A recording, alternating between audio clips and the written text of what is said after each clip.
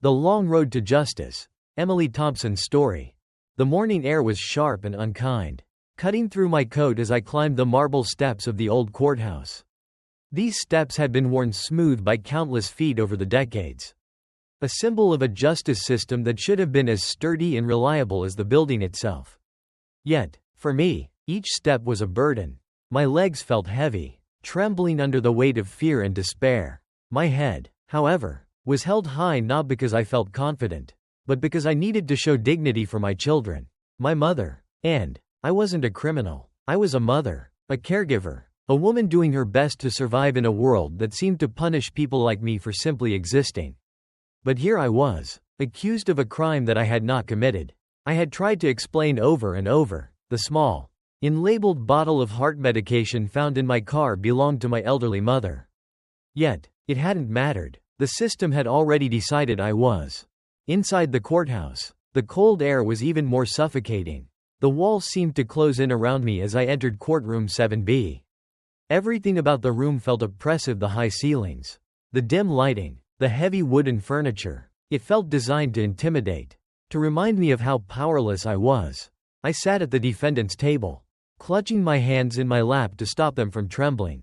I was wearing my best dress, a simple navy blue one that I usually reserved for church. I hoped it made me look respectable, but I feared it would make no difference. My court-appointed lawyer, Mark Wilson, sat beside me. He was young and earnest, but I could tell he was overwhelmed. His briefcase was crammed with papers from too many cases, a clear sign of how overworked and under-resourced he was. He leaned over and whispered, "Emily, we're going to do our best today. Okay?" I nodded, even though I wasn't sure I believed him. I had spent 3 months in county jail waiting for this moment. 3 months away from my children. 3 months of sleepless nights wondering how I would ever get my life back. Then, the doors opened, and Judge Robert Lawson entered. His presence filled the room like a storm cloud. He wore a long black robe that swayed with each step, and his pale blue eyes scanned the courtroom with a detached coldness.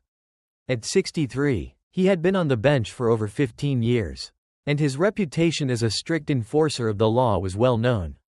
What was whispered, though rarely spoken aloud, was his tendency to hand down disproportionately harsh sentences to people of color. As he sat down, his gaze fell on me for a brief moment, and I felt like I was being weighed and dismissed all at once. The prosecutor, John Reynolds, presented the case. His tone was flat, almost as if he didn't believe in the charges himself. He explained that I had been found in possession of prescription pills without a label, a violation of the law, but one that typically resulted in probation or, at worst, a few months in jail. He even hesitated when stating the facts, glancing at me as if silently apologizing for what he was about to do. Mark rose to present my defense. He spoke about my clean record, my years of community service, and my role as the primary caregiver for my 3 children: Lucas, 14, Lisa, 11, and James, 8. He explained how I worked tirelessly at 2 jobs, a morning shift at the diner and an evening cleaning at the hospital, just to keep food on the table. He pleaded for understanding, emphasizing that the pills in question were my mother's heart medication, accidentally left in my car. This was a mistake, not a crime, he said, his voice echoing in the quiet courtroom. Mrs. Thompson is not a danger to society. She is a pillar of her community. As Mark spoke, I dared to hope, surely the judge would see reason, would understand that this was a misunderstanding. But Judge Lawson's face remained emotionless, his pale eyes fixed on me like I was a fly trapped in his web. When it was my turn to speak, I rose on shaky legs and tried to steady my voice. "Your Honor," I began, "I know I made a mistake, but my children need me. My mother needs me. I've learned my lesson, and I promise you'll never see me in this courtroom again." For a moment, there was silence. Then Judge Lawson began to speak, slowly and deliberately. "Mrs. Thompson," he said, drawing out each word, "this court has heard too many excuses, too many promises of reform. The law must be upheld, and examples must be made." My heart sank as he continued, "Taking into consideration the evidence presented and your apparent lack of respect for the law, I hereby sentence you to life imprisonment, with the possibility of parole after 25 years. The words hit me like a physical blow. Life imprisonment, for a bottle of pills that weren't even mine. The courtroom erupted in gasps. Mark jumped to his feet, shouting that the sentence was far beyond the guidelines for a first offense. But Judge Lawson silenced him with the slam of his gavel. "One more word, Mr. Wilson, and you'll be held in contempt." I couldn't move. My mind couldn't process what was happening. The bailiff approached with handcuffs. And as the cold metal clicked around my wrists, reality crashed down on me. Tears streamed down my face as I whispered, "Please, someone call my children's school. They're waiting for me to pick them up." Judge Lawson didn't even look at me as he left the bench, his robe billowing behind him like a final curtain closing on my life. That night in jail, I sat on the cold, hard bed in my cell, staring at the blank walls.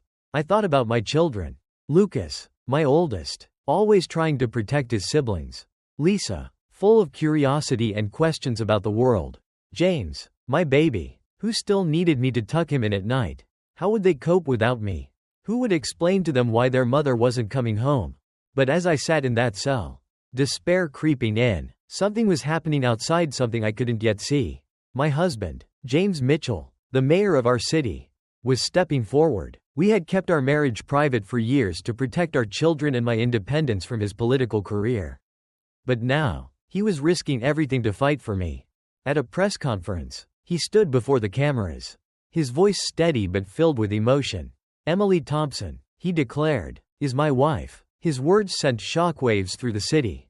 My case was no longer just about me, it became a symbol of a broken justice system and the racial bias that tainted it.